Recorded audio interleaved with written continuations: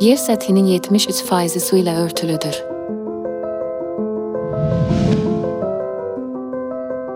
İnsan bədəninin 70%-dən çoxu da sudan ibarətdir.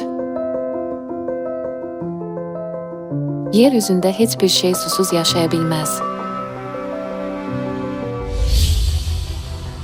Lakin bu günlərdə su planeti olan yer kürəsi uzun sürən şiddətli quraqlıqlar səbəbindən su qıtlığından əziyyət çəkir. Bu, bəşəriyyətin sağ qalması üçün bir xəbərdarlıq əlamətidir. Bədənimizdəki suyun 5%-ni itirsək, komaya düşürük, əgər suyun 10%-dən çoxunu itirsək, öləcəyik.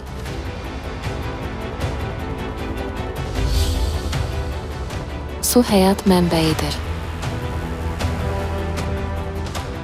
Eyni şəkildə, əgər ruhumuz həyat suyu, Tanrının sözü ilə təmin edilməsə, biz ruhani susuzluqdan əziyyət çəkib, sonda məhv olacağıq.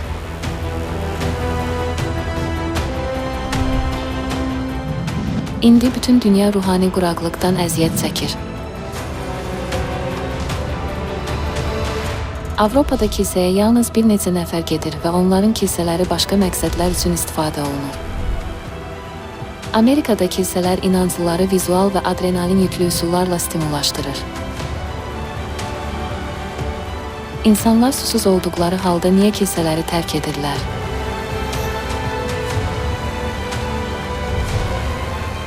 Çünki kilsələr onlara həyat suyunu vermir. Ruhani susuzluq dövründə müqəddəs kitab deyir ki, müqəddəs ruh və gəlin bizə həyat suyunu verir.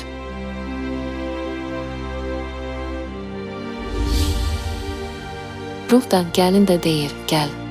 Qoy eşidən də desin, gəl. Susayan qoy gəlsin, arzu edən həyat suyunu müftə götürsün.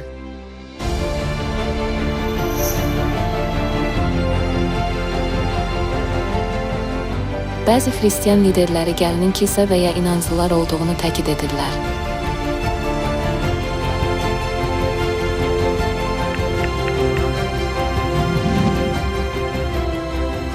Mənəvi quraqlıqdan əziyyət çəkən, Tanrının sözünü dinləyə bilməyən inanclılar və ya onların təşkilatı olan kilsə həyat suyunu verə bilməz. 2000 il əvvəl bəşəriyyət ruhani quraqlıqdan əziyyət çəkəndə onlara həyat suyunu verən cismani Tanrı idi.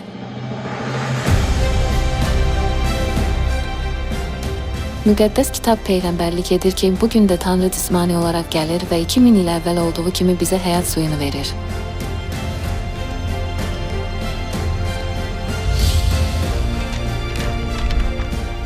Ruh da, gəlin də deyir, gəl. Qoy eşidən də desin, gəl. Susayan qoy gəlsin, arzu edən həyat suyunu müftə götürsün.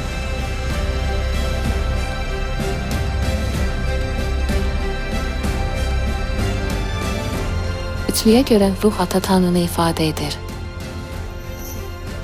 Bəs Ata Tanrının gəlini kimdir? Müqəddəs kitab bizə deyir ki, gəlin səmavi Yerusəlimdir və o bizim anamızdır. Bəşəriyyətin həyat sözünü eşitməsi üçün ana Tanrı hansı formada gəlməlidir?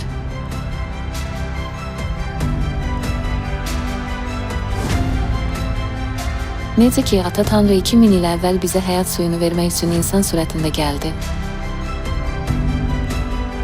Bu dövrdə ana Tanrı da insan surətində gəldi və bizə həyat suyunu verir.